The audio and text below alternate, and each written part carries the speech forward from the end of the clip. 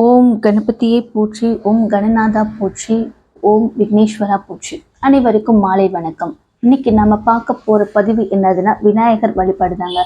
நிறைய பேருக்கு நிறைய பிரச்சனைகள் இருக்கும். அந்த பிரச்சனைகள்ல மிக முக்கியமான பிரச்சனை பார்த்தீங்கன்னா கடன் பிரச்சனை. இந்த கடனை எப்படியாவது தீர்க்கணும், எப்படி தீர்த்து நம்ம நிம்மதியாக வாழ வேண்டும் என்பதை இந்த பதிவில் நம்ம பார்க்கலாம். வாங்க வீடியோக்குள்ளே போகலாம்.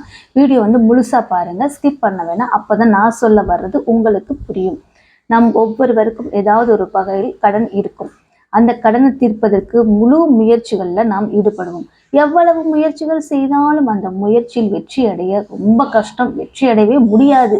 கடன் பிரச்சனையை தீர்க்க முடியவில்லை, கடனும் அடையவில்லை என வருத்தப்படுபவர்கள் அந்த கடன் பிரச்சனையை தீர்ப்பதற்கு இந்த முழுமுக கடவுளான விநாயகப் பெருமானை வழிபாடு செய்யலாம்.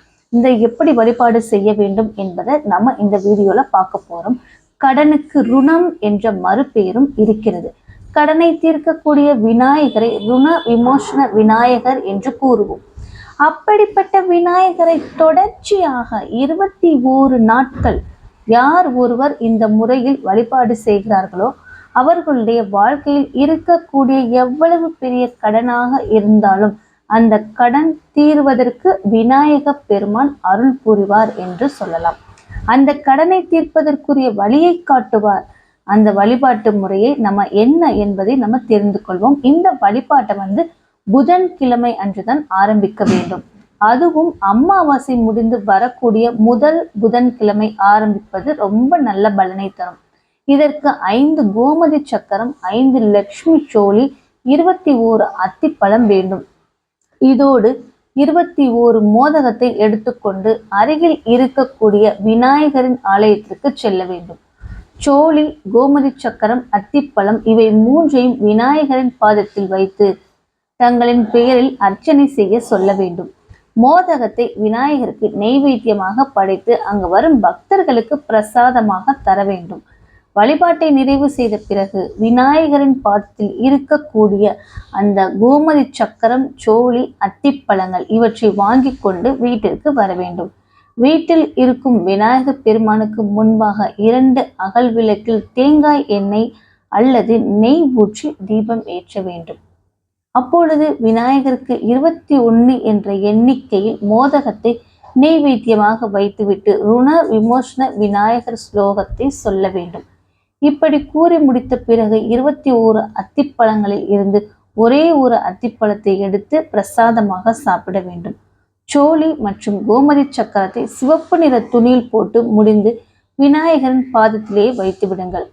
மறுநாள் இதே போல் விநாயகருக்கு முன்பாக 2 தீபங்கள் ஏற்றி வைத்து ருண விமோசன விநாயகர் ஸ்லோகத்தை ஒரு முறை படித்துவிட்டு அத்திப்பழத்தில் இருந்து ஒரு பழத்தை மட்டும் எடுத்து பிரசாதமாக உண்ண வேண்டும்.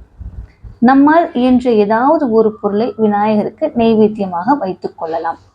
மோதகத்தை தான் வைக்க வேண்டும் என்று எந்த அவசியமும் இல்லை. இப்படி ஒவ்வொரு நாளும் விநாயகருக்கு தீபம் ஏற்றி ருண விமோசன விநாயகர் ஸ்லோகத்தை கூறி அத்திப்பழத்தை உண்ண வேண்டும். 21வது நாள் இந்த வழிபாட்டை நிறைவு செய்த பிறகு அருகில் இருக்கக்கூடிய விநாயகர் ஆலயத்திற்கு சென்று தங்களால் இயன்ற பிரசாதத்தை நெய்வேத்தியமாக வைத்து வழிபாடு செய்துவிட்டு அங்கு வரும் பக்தர்களுக்கு பிரசாதமாக கொடுக்கலாம். இந்த முறையில் விநாயகர் பெருமானை வழிபாடு செய்பவர்களுக்கு அவர்களுடைய வாழ்க்கையில் இருக்கும் கஷ்டங்கள், கடன் பிரச்சனைகள் முற்றிலும் நீங்கும். மேலும் எப்பேற்பட்ட கஷ்டமாக இருந்தாலும் அந்த கஷ்டங்களில் இருந்து வெளிவருவதற்கு விநாயகர் பெருமான் அருள் புரிவார்.